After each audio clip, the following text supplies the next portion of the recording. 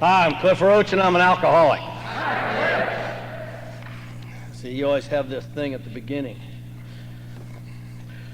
We don't do this in California, so I have to think, which is really difficult. Because of a loving God and a cruel and vicious sponsor, the steps of Alcoholics Anonymous and the love of people like you. I have not had to be drunk since the 13th of January, 1970.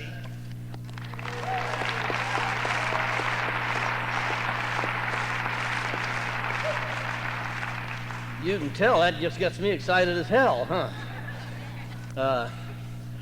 My Al-Anon and I are just grateful as hell to be here. I just love this state, and I love the people in it, and I love the enthusiasm, and I love the insanity. And before I go any further to all that, there's something very, very important I really, really want to get across first.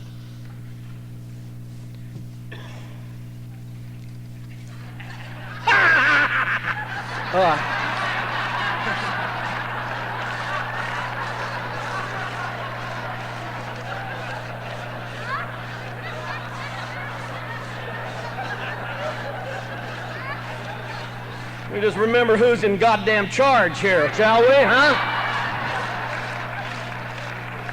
Especially when that other ham bone gets up here.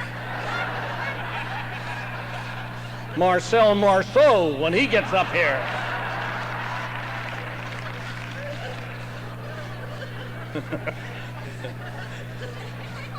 And I'm glad to be up here with these delegates.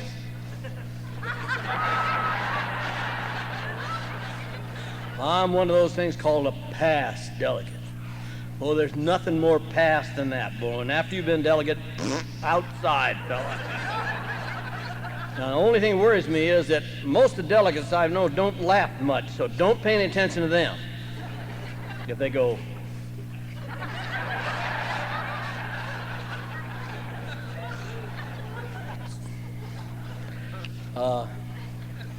It's always amazing to me to get off an airplane and somebody stand there with a sign or something in their buttonhole or just look stupid, you know, and they're waiting for you, and you don't know them, they don't know you, and by the time you get to the car, you're pals. I have never seen it fail, but I don't know what it is about Pat and I. There's just this thing we have wherever we go. They find the sickest ones to go get us at the airport. There's some kind of a poll they do in AA. Just get the Looney Tunes. There's the one. Go get Pat and Cliff. Okay.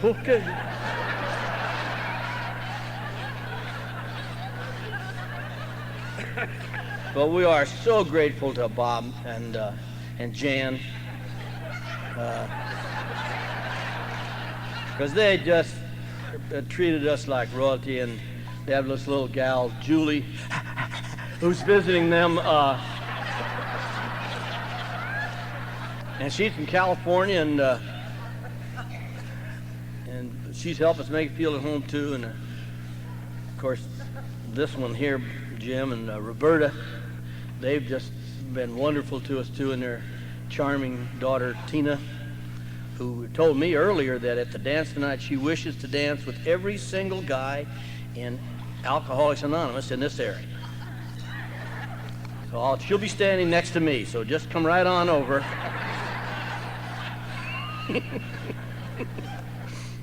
She volunteered for that, so don't forget. And of course want to thank Jim W., the silent man, for inviting us, and all the members of the committee, and all of you for making us feel so welcome. It's been so wonderful. I've just had a wonderful, wonderful time. The speakers have been absolute, well, Pat, speakers have been wonderful, and the laughter, huh? So one of the speakers said, boy, I don't know about you, when I got here, I wasn't laughing a hell of a lot. The only way I could laugh was like, that's if you fell down and got hurt. You know, I'm so slick. can't even do my head the way I used to. I just look spastic now. I don't think I was sober 3 days, and I was up in some meeting in L.A., and I went, what was that? What was that? Scared the hell out of me, you know. I hadn't laughed in the belly in so long, and I had forgotten what it was. I felt like stitches tearing, you know. But I've been laughing ever since. I think I was 2 weeks sober, and I heard Norm A. talk, and I was just crawling around on the floor. I laughed so hard. And that damn Jack got me going today, I'll tell you. I laughed till I almost got sick this afternoon. And he was talking about that car. Those of you who weren't here, you know, all these guys with like a year down to 5 months sober, and they're going places in cars, and they're all telling each other how to do this. And we did it in California, you know. There were 9 of us that got sober within a year or so of each other, our peers, you know. And we're all sober over 20 years today. Because we helped each other. Oh, we solved all of AA's problems in those cars. We'd arrive and we'd drive 30 miles out of town to a meeting. We'd run in a meeting there and just destroy their meeting. Just take it over. Then we'd get in the car on the way home. We'd say, God, that was a great meeting. Those people really know how to do it, you know. And these people are sitting in their hall going, what the hell happened here? My sponsor would drive sometime. We had a seating chart by seniority, by God, you know. And I had the most of all the old goofs, you know, and I got to ride in the front seat, you know? And the guy with the least sobriety had to ride in the middle on the bump, you know. And if you didn't like it, you found a goddamn newcomer. That's what you did, you know. Here, baby, here's your seat now.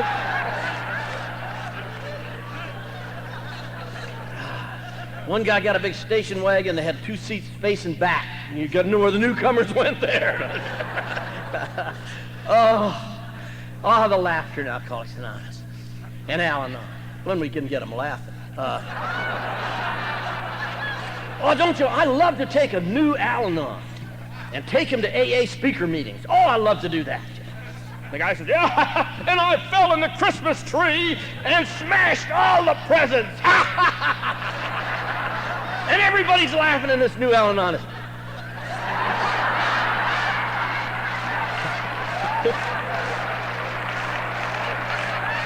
I don't see anything funny about that. But pretty soon you got them some night and they go, and they gotcha. You can't go back in those bars or those lonely places because you remember the laughter. Laughter heals us. If we couldn't laugh, we'll die. So keep laughing tonight, for Christ's sake, at least till I'm through. I was only trying to have a good time anyway. I'm kind of a spectacular drunk. You know, I do bizarre and weird things when I drink alcohol. I never really wanted to get in a lot of trouble.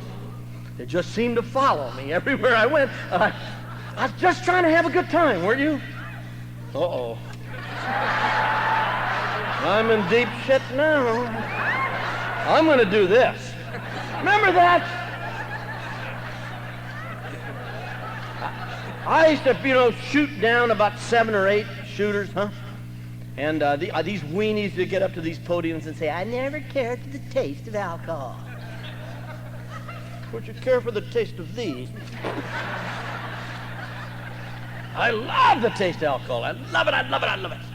I like it all of it. Vanilla extract. I'm not real nuts about vanilla. But you will have to admit it has bouquet, right? For like 4 days. But it will work. And I love sour mash bourbon the very best of all. And when I was 17, my daddy showed me how to drink sour mash bourbon whiskey. I guess my daddy was an alcoholic. He certainly drank a lot. My mother died on Skid Row in Los Angeles when she was 44 years old, the same age as I was when I got to AA. So I guess you could say I'm the adult child of an alcoholic.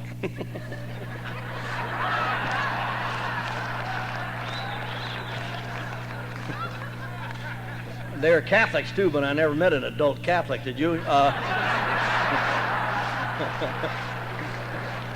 You guys know, I got a buddy at home. He always talks about old Bob, my buddy at home.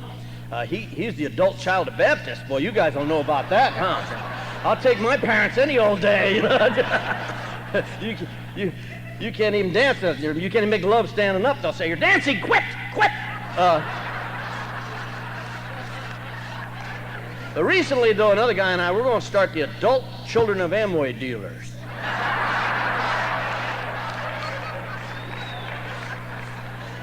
Gonna make a lot of money with that, boy.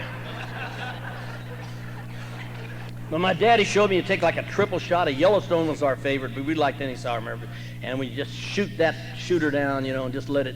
I love the burning when it just goes down there, hits the bottom. And Clancy says this, and you rinse your mouth with the water, remember?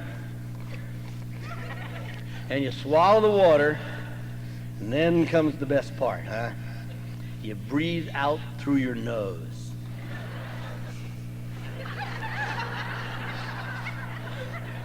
I did that last week, and this guy out in the audience went.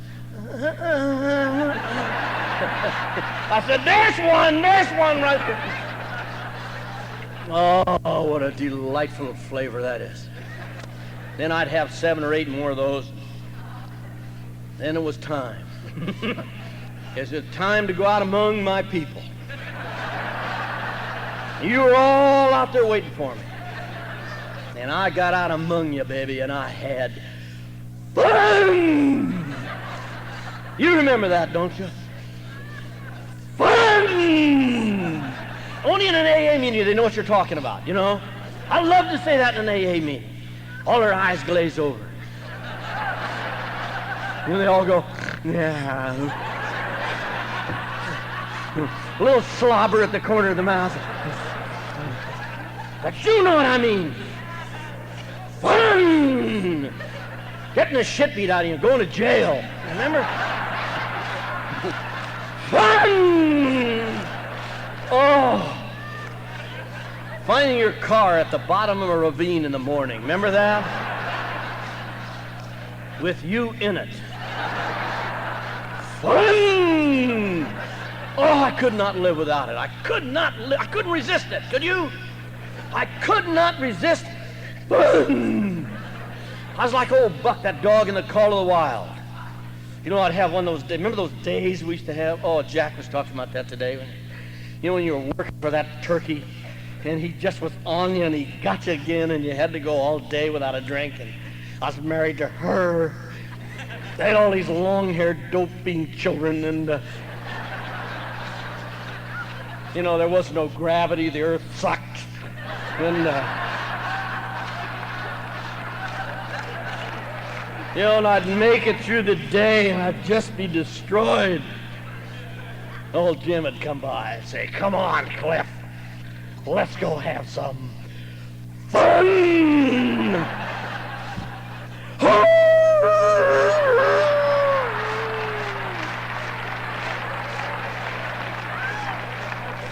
And I was gone again. Well, I know the last 5,999 times I got in trouble.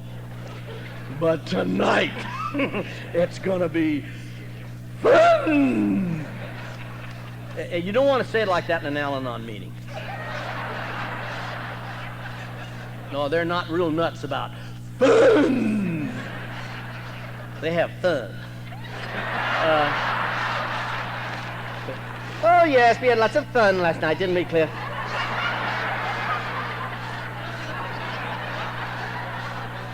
Matter of fact, you say, fun, around them they go. Remember that, remember? Don't you think you had a few too many? I used to always say, no, you had a few too few. That's your goddamn problem, lady.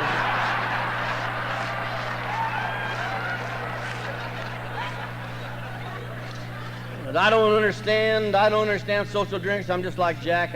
I never have figured them out. I certainly have no desire to be one. When I was 15 years old, I drank a quarter of a pint of 10 High. I swallowed it 7 times to be sure I kept it. And just to show you that I was a potential alcoholic, I fought it and I kept it.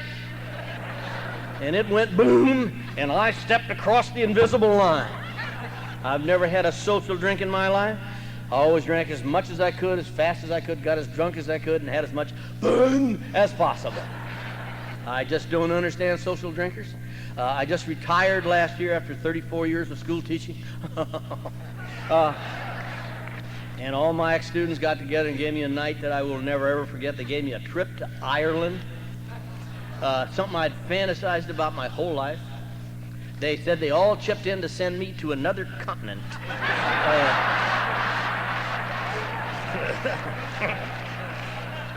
And we went to Ireland, my Al-Anon and I. I always like to call her my Al-Anon.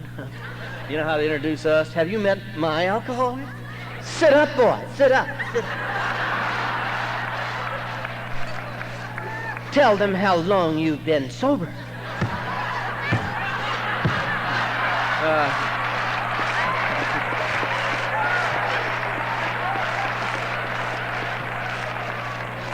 But we went over to Ireland there and just better than my wildest dreams, much better than any fantasy. The most beautiful place there, lovely people. Got to some meetings there. I had to go to some meetings there because for the first time in many, many years, I was hanging around exclusively with Earth people.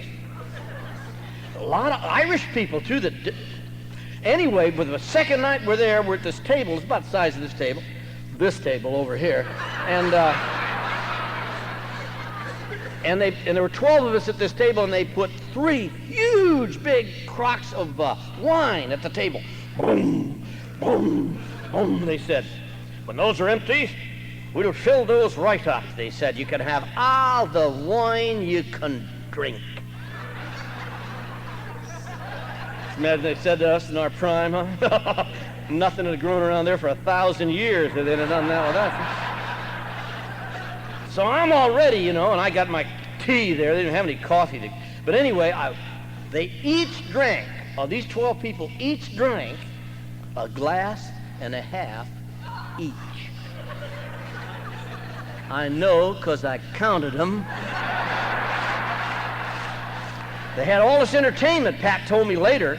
I didn't watch it. I just watched those social drinkers not drink. It was fascinating. And at the end of the evening, they took these pitchers about 3/4 full. I could have killed them all. I just could have. What a waste. One guy drank 2 glasses. I hung around with him the rest of the week.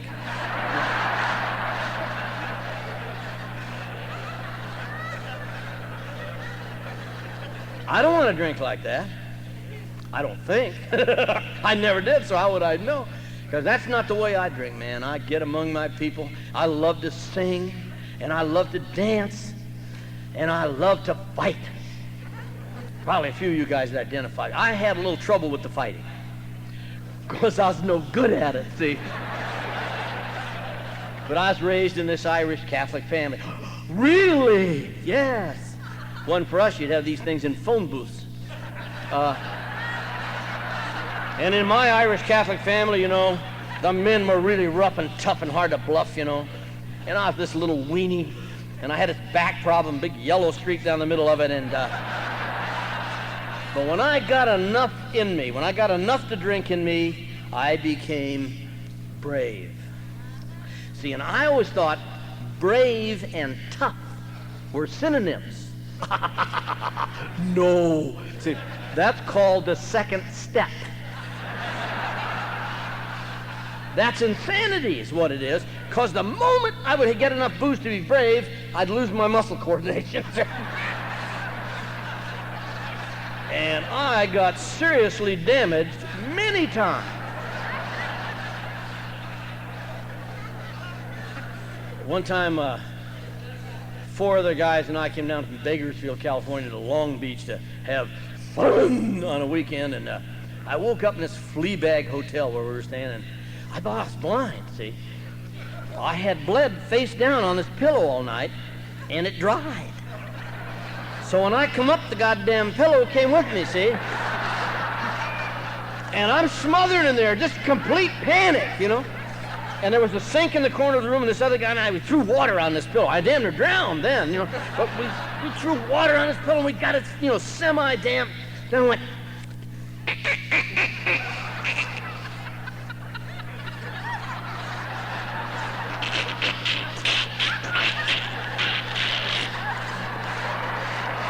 And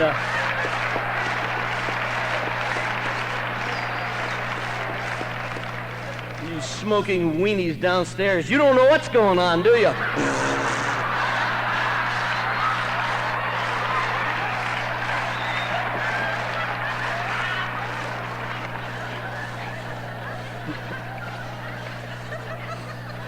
And there's a big mirror on this dresser in this room, you know, and I looked in the mirror, I said, put the pillow back, for God's...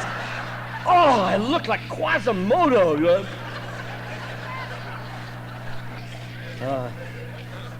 And that's kind of my drunkalogue, you know, time after time after time after time, I drank and I had fun. I've never met anybody before, after, during this program that ever had a better time drinking than I did. I just love to drink, and I love the fun concerns of it. And then I had those other times, you know, those blackout times. You have blackouts in Texas?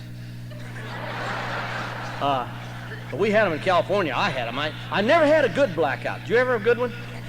You know, I never woke up in the morning and found I'd helped the Little Sisters of the Poor all night or something like that. You know. Mother Teresa and I had not been keeping company. You know, I'd wake up in jail and wrecked cars and lost friendships and all kinds of trouble. I hated blackouts. Never said, I think I'll have a couple of drinks and go into a blackout and get in a lot of trouble tonight. You know. And that's kind of the way my drinking went all my life, most of my life. And I met my Al-Anon, Pat, in college in San Jose, and she was down on Skid Row looking for an alcoholic to abuse her. And you're looking to be abused, you got your guy here, I'll guarantee you. So we entered this 20-year suicide pact together, and as I said, we had alcoholism and Catholicism, so we had a kid about every 9 months and 20 minutes, it seemed like to me. And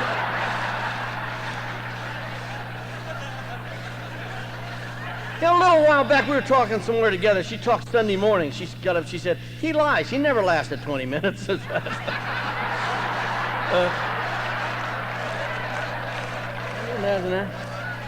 I hate it when they're accurate and cruel, don't you? Seemed like every time I come out of a blackout, who's that? And they're all right when they're little, like kittens, huh? But they grow up, and as the years went on, I grew weirder and weirder and weirder, and God knows she got weirder and weirder and weirder. And as they grew, they got weirder and weirder and weirder. And so we were a pretty weird outfit. I became a school teacher in 1958, and we moved to Oceanside, California in 1961. Oceanside's 26 miles north of San Diego, on the ocean, you probably guessed. I know you're quick here, I know that. Anyway, and if it's not a contradiction, I was a pretty successful school teacher. I mean, I always got good ratings, good recommendations. There's a teacher down there laughing, I can tell. And I always did well because I'm a functioning alcoholic. I'll bet you 9/10 of the people in this room are just like me. Functioning alcoholics. 90% of the people that die of alcoholism, the experts tell us, are people who go up every day and go to work, do the job until their liver just says, oh, you know, and that's the end of it. Only 3% die on Skid Row, or between 3 and 7%. And I'm just typical of that. I do the job. I'm functioning. One guy said a functioning alcoholic is one whose wife works.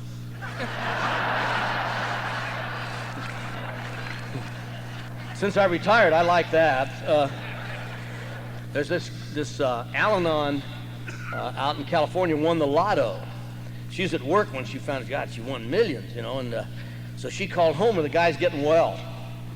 She said, I won the lotto, start packing. He said, where are we going? She said, I don't give a shit where you go, just be out of there when I get home.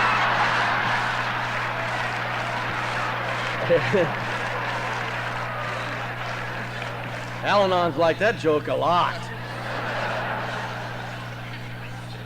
But man, I just do the job. I'm a functioning alcoholic. My little sponsor, my little late sponsor, Bill Blake, he's been dead now 2 years. And I miss him every day of my life. But he's here. And he was not a functioning alcoholic. He was a wino. He slept, the last address he had before he got sober was under the steps of the Seaside Hotel there in Oceanside. That was his home. Under the steps, he and two other guys lived there. And he had a rope for a belt and shower sandals for shoes and a filthy Hawaiian shirt he'd worn for years. He just lurched around downtown there. He was the town drunk. They took a picture of my sponsor one time, and when he was in his prime, and he's hanging onto this parking meter. Had mistaken it for a restroom, obviously. And he's just this scuzzbag. And so the Planning Commission of Oceanside took a picture of my sponsor and ran it on the front page of the second section of the paper to show the need for downtown redevelopment. And about 9 years ago, my sponsor was the chairman of the Planning Commission of Oceanside.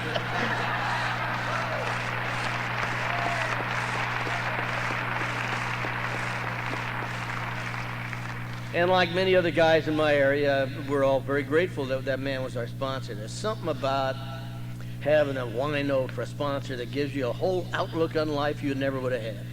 When you come out from under a bridge, as Abel did, or under the steps of the Seaside Hotel like my sponsor did, they can't hang a lot of BS on you when you're in Alcoholics Anonymous. To you, Alcoholics Anonymous is a simple way of life with a spiritual basis. It's not psychological, it's not metaphysical, it's not anything. It's a spiritual way of life based on the first 164 pages of the Big Book of Alcoholics Anonymous, and that's all there is to it. It's a simple program for complicated people. And I'm so grateful every day of my life that I had that little man for a sponsor, because he never let me get away from that. And now I'm so conditioned, even though he's gone, I still live that life the way he saw it as being done. And that's why we got here Thursday, so I could hear those old timers. And when I went to the International in Seattle, I'd just run from one hotel to another to listen to those old timers. Listen to the simplicity of this program. Listen to the magic. Listen to the spirituality. Two things every old timer I've ever heard has: humility and a sense of humor. And humility comes from a deep relationship with a power greater than themselves. But as I said, I was a functioning alcoholic. I just did the job all the time. I'm just a working fool. Don't drink all day. I don't have to drink all day. I just have to know it's waiting for me whenever I get through. And the longer I wait, the better, huh? Especially if I don't eat all day. Drink about 400 cups of coffee. And stay pissed off all day. And when you're a school teacher, it's easy. And that's the way I did it. I went to AA the first time for crime and mistakes in 1965. I'm a surfer. I still am a surfer. By looking at me, you can't tell it, but I just love to surf. Oh, I love to surf. All the kids in our area think I'm the greatest thing since sliced bread. They say, help Mr. Roach back on his board. That's it. There you go. They go and tell their fathers about this fat old man that surfs out there with them. I love surfing. It's wonderful. You might say I'm obsessed with surfing. But I also have another allergy, too. I'm allergic to the sun. Any of you have that? If I go in the sun, things grow on me. And there's this dermatologist in Solana Beach, built a swimming pool, just burning stuff off me. He calls me his annuity. But I have this love of surfing, this obsession. So I get up at dawn, and I go down and get in the water, and I surf. And when that sun starts getting warm, I get out and go home. I control my surfing. I don't need no book for that either. Some dumb sponsor. I just get out and go home. The sun's okay, but it never helped me dance. Okay? Anyway, I'm just this working fool going to town. And my other guy and I got this surfboard shop down on the beach in 1965. Or actually, it was 1964. And we were going to rent surfboards and fix surfboards and give surf lessons and make a fortune, never have to teach school again. So So we did. A guy donated this little building right down on the beach. I mean, sat right at the end of the Strand. It had been vandalized. We fixed it up, put windows in, painted it all up, got a refrigerator, and a few months later we got some surfboards. No big goddamn hurry there. Oh, what a spot for a couple of drunks. We had these two chaise lounge chairs. We became sunset connoisseurs. We used to measure the sunsets by martinis. It's like about an 8 tonight, Woody. Some guy come down and say, I'd like to rent a surfboard. Screw off. We're watching the sunset now. You know, real tycoons, huh? Best one we ever had was a 15 martini sunset. It's glorious. And the sun and Woody and I went right together.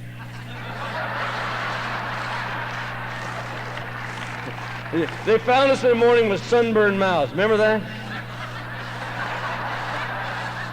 That ought to be on the 20 questions, I think, don't you? You ever had a sunburned mouth? No, get out of here, you weenie. But in February of '65, I went down to fix the surfboard. It was a freezing cold day. Of course, there wasn't anybody, customers. We were back to teaching school, and I was repairing this board, and I was not a morning drinker in 1965. I was a weekend drinker, as a matter of fact, I think. I used to take Wednesday off, remember? And you're a weekend drinker. And I was thirsty. Really? I was really thirsty.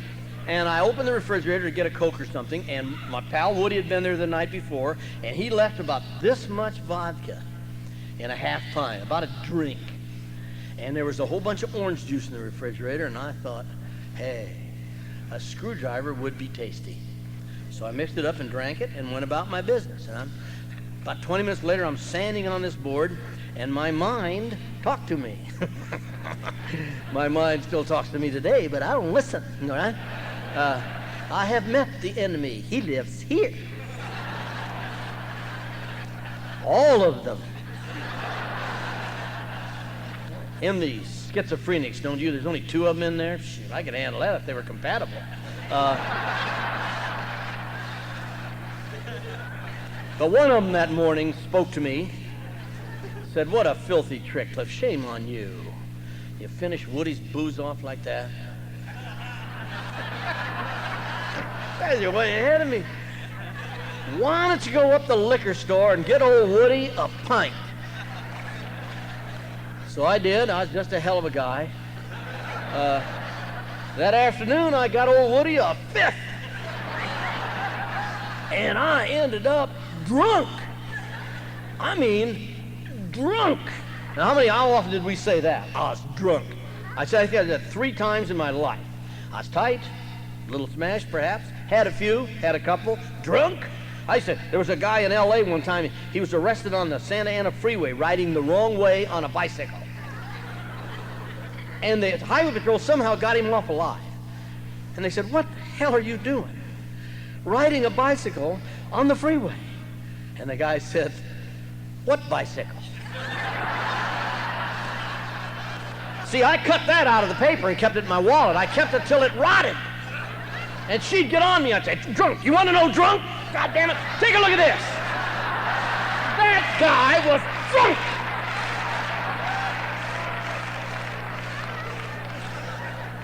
I know I was drunk because I had to crawl home, okay?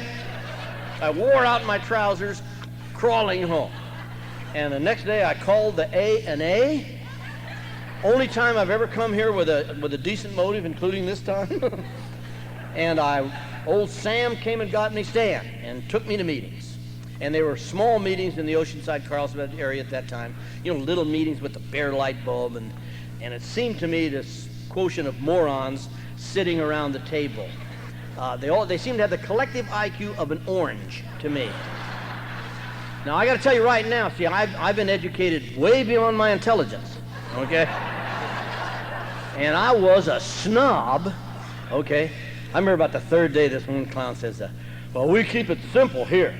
I said, no kidding. I'll bet you do. No doubt. They had a sign on the wall that said, first things first.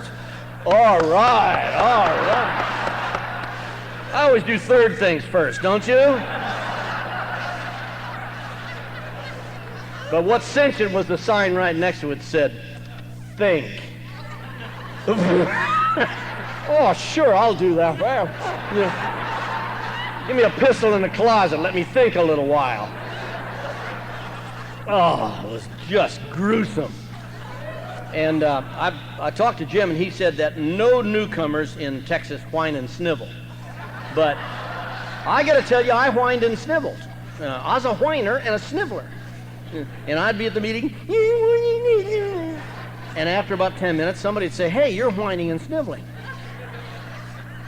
Oh, they didn't know I was sensitive, too. And they would hurt my feelings, so I'd punish that meeting. I would not go back there again. And after a short period of time, I ran out of meetings to punish. Except they had a speaker meeting there in Oceanside on Sunday night at 6:30, little speaker meeting, maybe 40, 50 people in those days. I would go to that. I think losers love speaker meetings, at least classic losers like me. I was the loser's loser. I used to wait out in the car till the meeting started because I didn't want to hang around with you. And then I would sulk in the back door and get that loser chair. You know, the one by the door? The one where you can keep one foot outside. Then I would fold my arms and judge the speakers. You can imagine all I learned. Sounded to me like everybody's name was Clem, and he'd been out of bib overalls about an hour and a half. His wife's name was Martha, and old Clem and Martha had been good, decent, happy, worthwhile folk their whole lives.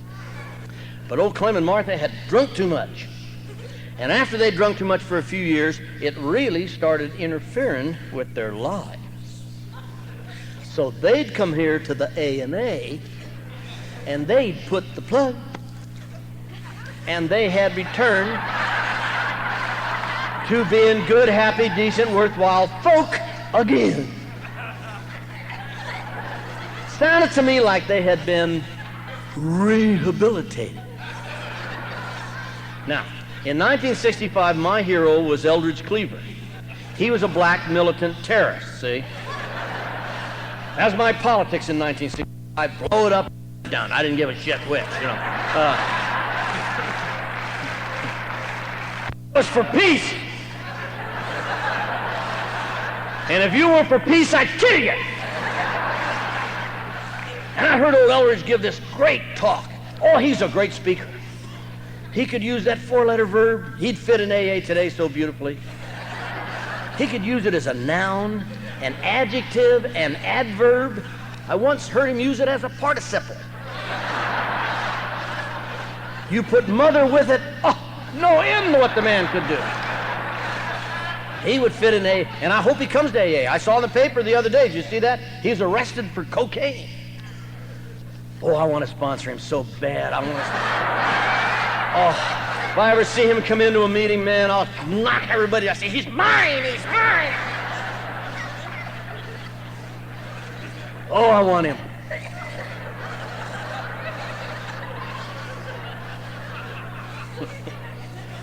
But anyway, he was giving a speech the night I heard him. He was talking about the prison system in California, about how they're always trying to rehabilitate him.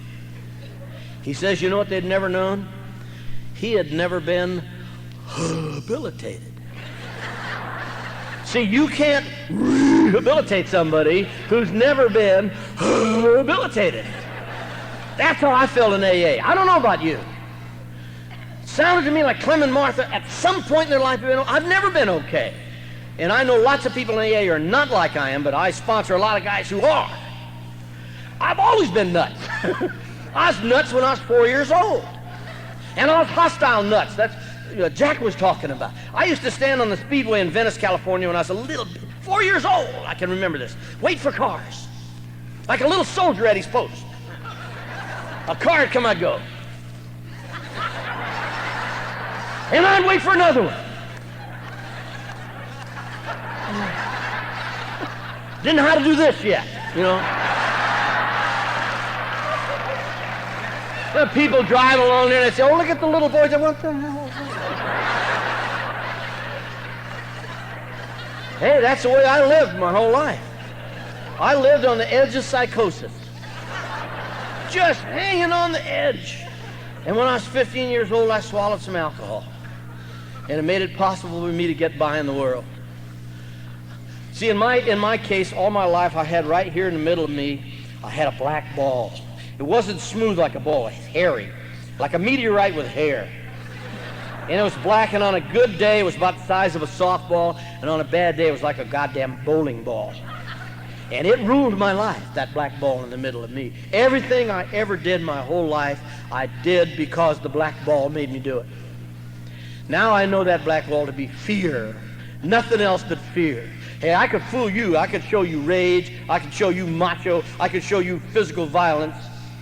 But down in the middle of me was a black ball of fear, and that fear ruled my life. Everything I ever did was because of that black ball.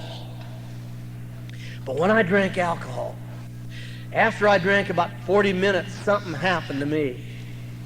I got disengaged from the black ball. It was there, but it couldn't touch me. And for about 8 minutes, everything was okay. Everything in my life for about 8 minutes was fine. A lot of times right after that, it all went downhill. And I got in a lot of trouble. But in a 24-hour period, I was assured 8 minutes. And if you would have stopped me on the street and said, "What's serenity?" I would have said, "Well, it's about 8 minutes, 40 minutes into my drinking." Now, 8 minutes ain't much. But 8 minutes is all I ever had. And I had the 8 minutes because I could drink alcohol, and they wanted me to give that up to hang around with Clem and Martha. So I went back to drinking, and for the next 5 years, I drank. I would drop into AA on occasion. One time I came in for 30 days. One time I came in. Now, I'm talking about I drank like a year and a half in between. I had slips on the program. And then I would drink for like 2 years, and I would slip on the program. One time I came in the afternoon about 4 o'clock. And these Don DeBarber and these other 3 guys quadro-step me. You ever been quadro-step where they get on all 4 sides of you? Just woo, woo, woo, woo, woo, woo. Oh, I got the message that day. That's the best I ever got. I just levitated out of the building, and I went over to my buddy Big John's house. Big dope was worse than me. Pounded on the door, and John came to the door. I said, "We're alcoholics, John, and we have to go to the..." Big John says, "Okay." Just missed it by 3 weeks. Led Big John to the meeting that night and became his sponsor. And the next day, we both got drunk. Somewhere along between the first time I came to AA and the last time I came to AA, I crossed another invisible line. I stopped drinking to be a part of life, and I started drinking to escape from life. I just wanted to sit in that greasy green chair and let the world go by, and if the phone rang, I told him, "Tell him I'm not here." I wanted to get in that bottle and pull the cork in after me. But I continue to function. There's a story that I always tell because my little late sponsor said I always have to tell it. 4 or 5 years before I got to AA this time, the principal called me in one day and he said they're having a debate and a speech tournament down at San Diego State College. He said, I didn't have any experience in that field at all, but I was teaching speech, so he said, "I bet your students get something out of that." So he's the boss. I said, "Okay." And I got about 8 kids that wanted to try it, and I took an hour and taught them what I knew. And we went down the road 26 miles to San Diego State, and we got there, we were amazed. These speech tournaments were big deals. There were like 50 schools participating, like 500 contestants.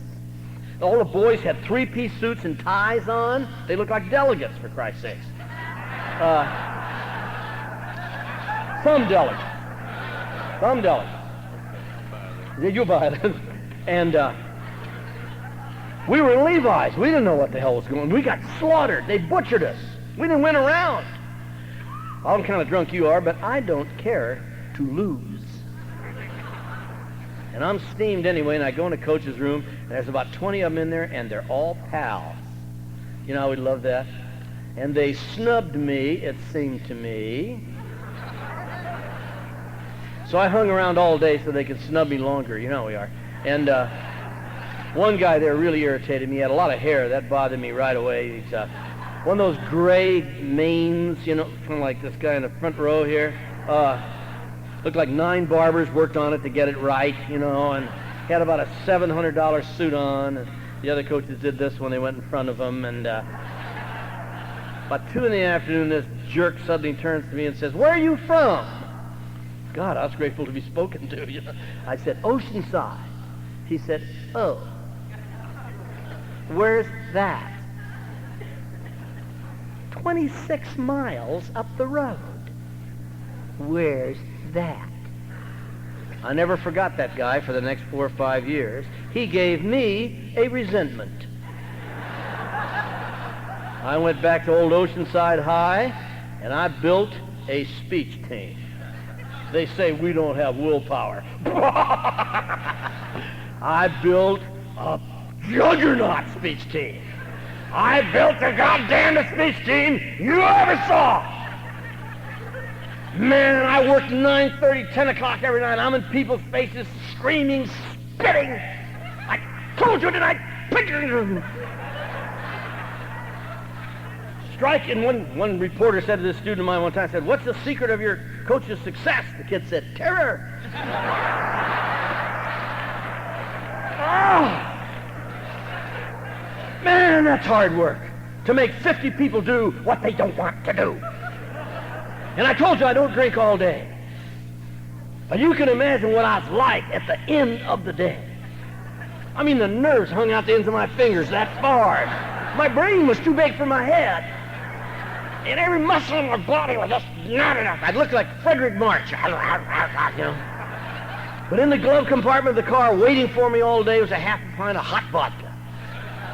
Man, didn't we all go out on hot vodka, huh? Greatest drink the world has ever known. Half a pint, whatever Thrifty had in the basket that week, man, there it was. And it'd lie there all day saying, "Go get him, Clip, baby. Go get him, honey. I'm waiting." Oh, and I'd get in that car and I'd just open. I'd smoke those big cigars, big nickel cigars, light a cigar, and then I'd just take half a pint, huh? Oh, God, that hot vodka. It just goes, and it just doesn't wait. It just says, "Into the bloodstream, whoa!" And the nerves would go back up in the fingers, you know, and the brain would subside, and the muscles would relax. And I'd sit there in the darkness of that car, puff on that cigar, and say, "Damn, you're a good coach."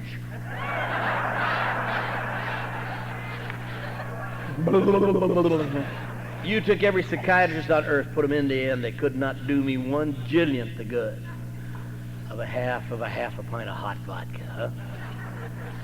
And I'd wait for the magic in my 8 minutes.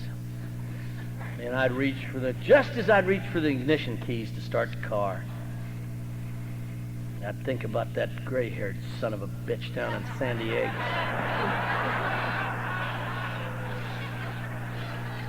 And then I'd go home and get drunk. And if you heard my Al-Anon today, you know that I turned that house into a war zone. To call us dysfunctional would be like calling World War II a skirmish. We're bonkers. Oh, we're talking the late 60s now. 3 of my kids are in high school. My oldest son's working his way through high school as a hashish salesman. He has hair down to his ass. Of course, his head goes like this all the time. Headband was way too tight, you know. Call his mother, "Man." "Hey, man, what's for dinner?" Oh, he was a beauty. He took LSD like popcorn, Pat was saying this afternoon, you know. He'd see those lights, he'd scare the hell out of me. I'd be right in the middle of a sentence. He'd say, "What was that?" I'd say, "I don't know what. What was that?" I wouldn't know that well myself, you know. Old drunken granny would say, "I'll explain it," you know, and every dope fiend kid that ran away came to our house. They all looked alike. What the hell we know? They all lived there, and granny'd around the block and bring these old guys home, and I had these weird, it was a zoo. It was an insane asylum, open air. Jack Parr said one time, it's like they tipped the world and everything loose rolled to Southern California.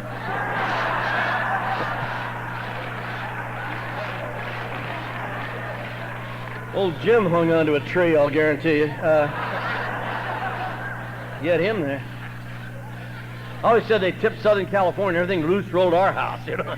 And a lot of anger there, a lot of bitterness and anger, and it was a horrible place. You know, we're laughing now. Alcoholism destroyed 7 people. That's the average. Alcoholism destroyed me, and it destroyed my wife, and it destroyed our 5 children. We were destroyed. We're laughing now, but it wasn't funny then, I'll guarantee you. But I built the speech team. We don't want to forget that. After a couple of years, my team won one of those speech tournaments.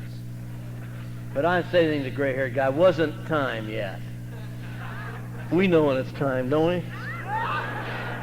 The next year there were like 12 tournaments, and my team, we're talking between 25 and 50 schools in each tournament, my team took first place in every tournament. But I can wait. I think revenge is better than Christmas, don't you? The next year there was a tournament. There were 25 schools competing in the tournament. My team scored more sweepstakes points than the other 24 schools combined. Then I went up to the gray-haired guy, and I put my nose right against his, and I said, "Do you know where Oceanside is now?" And this guy just looked blank. He said, "What are you talking about?" I said, "Don't you remember about 4 or 5 years ago? You said to me, Oceanside, where's that?" And he said, "We just moved here from Nebraska. I didn't know where it was."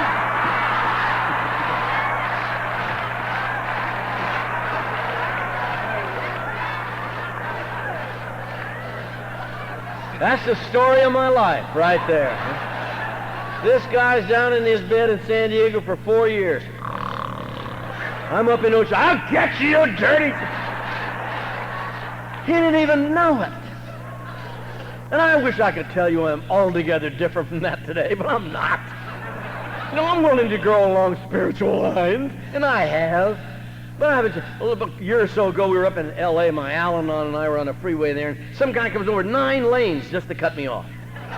You have that experience, don't you? I mean, that's fucking... I said, "You see that guy? He came all the way from Orange." He said, "They all got up this morning and said, let's go on the freeway and get Cliff."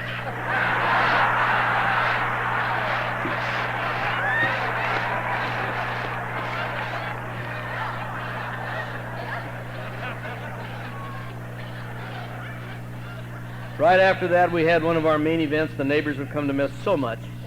And I moved out down to the beach, and I was living down on the beach where I'd wanted to live anyway. I had said for years if I could unload that witch and those doping children, I could drink like a gentleman again. And I was down there with my surfboard, and my life was falling apart. I was drunk all the time. I was missing work, which I'd never done. And I was getting scared, and I went by the house one afternoon, and I was haranguing Pat. And the hashy salesman was kind of bobbing in the background there. I did something real stupid. I turned to him and I said, "Dave, what's it like not to have your old man around the house?"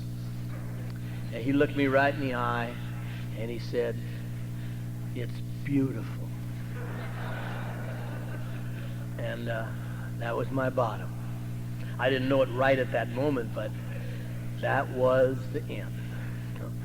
Kind of a weenie bottom, I know, but what are you going to do? I mean, if you've been on death row or something, it doesn't sound like a hell of a lot, you know. Sponsor, one guy ran over a nun with his motorcycle. He went back in the bar and said, "How big's a penguin?" That's a lot. Couldn't resist that one tonight.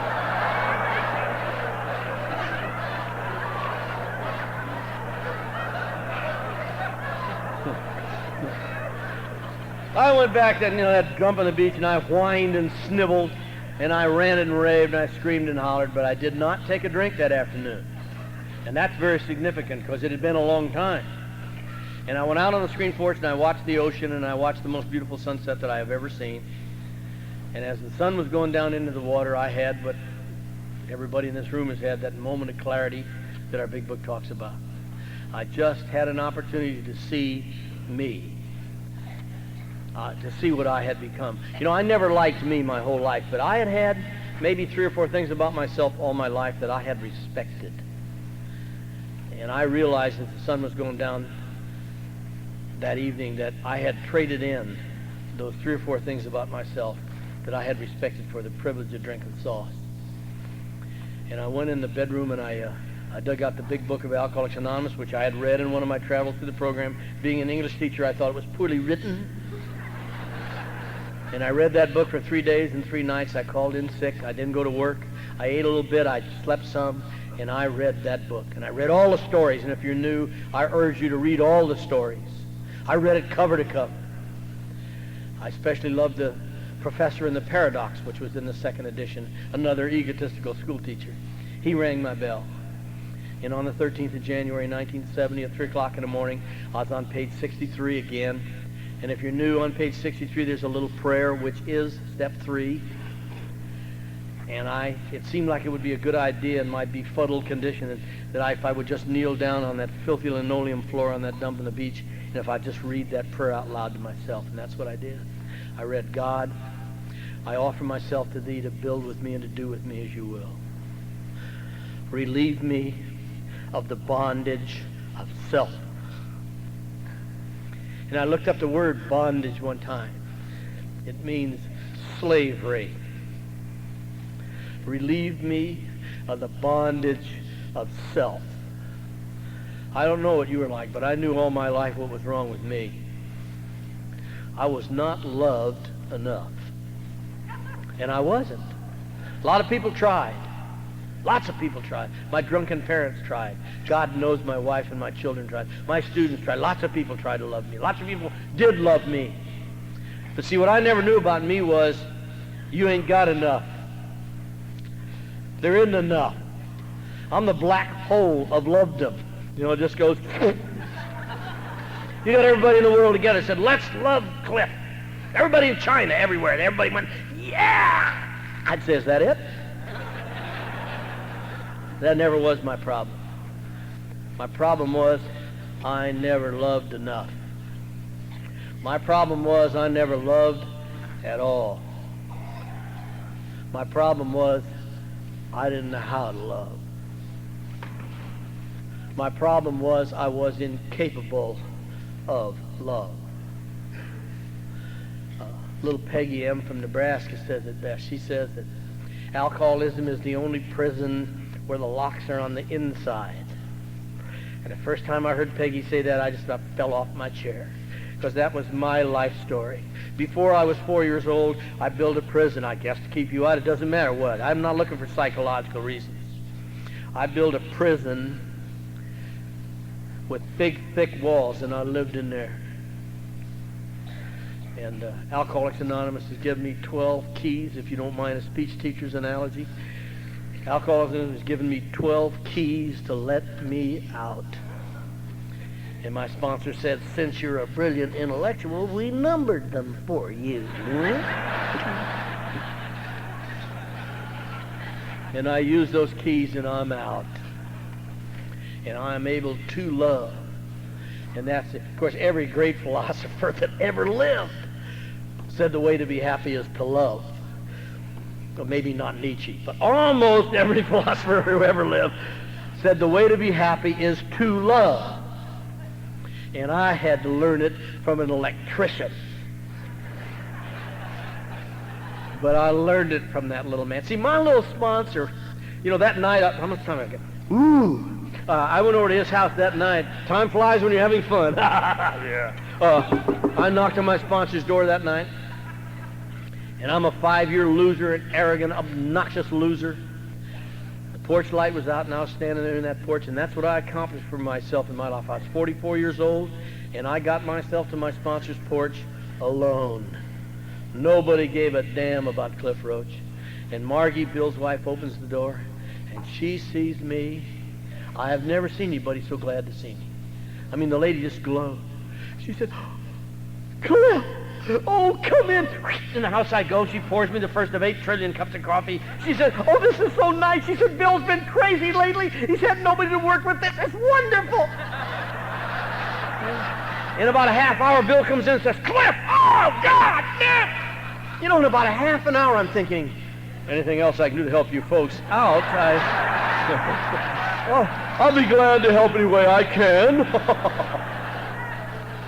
You know, it's like Cliff's here. We can start AA now. But they were not lying to me, and I knew they weren't lying to me, because they know the great secret of Alcoholics Anonymous. You can't keep it unless you give it away. You know, Dr. Bob said there's love in there's service. We know what love is, and we know what service is. Sister Teresa was in our area, Mother Teresa was in our area recently, and she said, the fruit of faith is service. And the fruit of service is peace.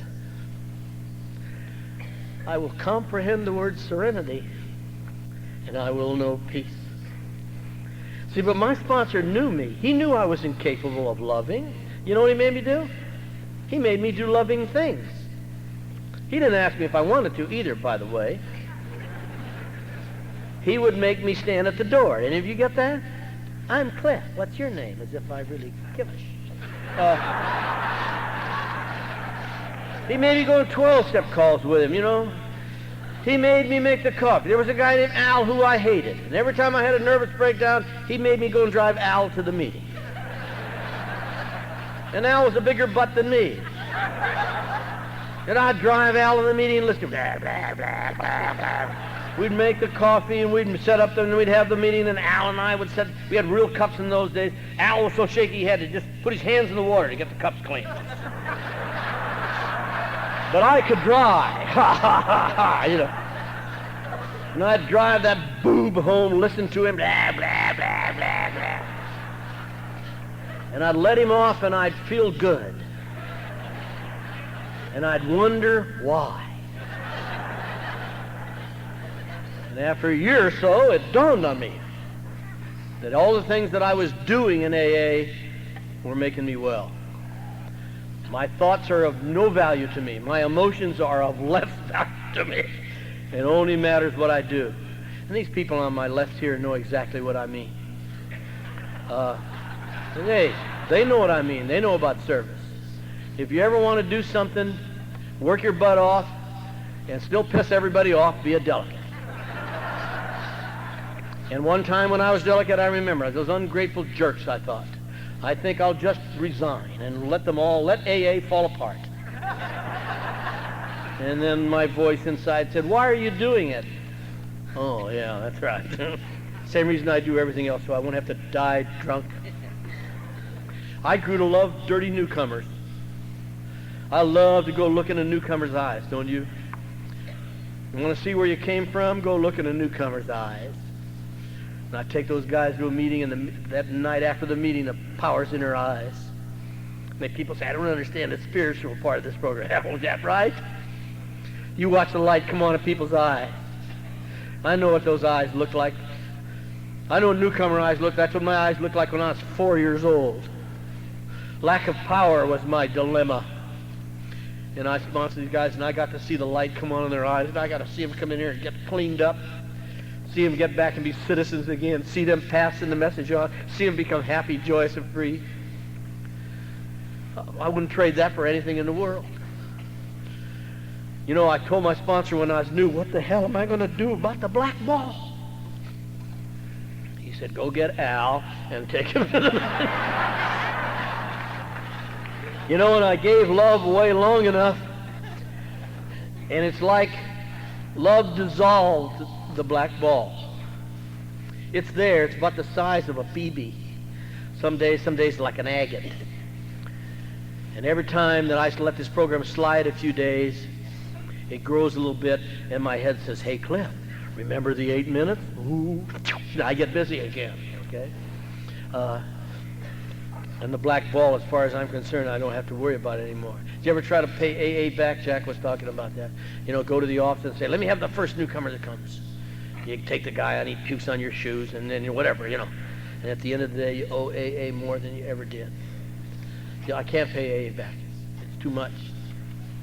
The fact that I don't drink is one thing. The fact that a person like me lives happy, joyous, and free, that's the important thing about Alcoholics Anonymous. And you heard my wife, those of you who heard my wife know what the program has done in her life. She's absolutely magnificent. happy, joyous, and free human being. 2 of our kids are sober in AA. Both of them have about 4 years, and they're happy, joyous, and free. And a couple of them went wrong. They joined Al-Anon. And a few weeks ago, I went over to Maui on the islands of Hawaii and visited my eldest son, the hashish salesman. On my 4th AA birthday, he told Big Keith, my dad has shown me how to live. And he cleaned up his act, and he graduated from a college in California with honors. He served in the Peace Corps because he's a spiritual man. He wants to pay the world back. He came back to college and got a master's degree. Now he has this fabulous job in the islands of Hawaii. He's an agriculture major. We don't ask him what he grows. None of our goddamn. No, we don't. Oh, he did his Peace Corps in Colombia.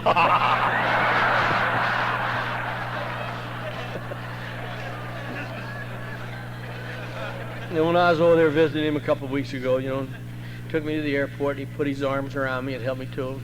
He's almost 40 years old. And he said, I love you, Dad.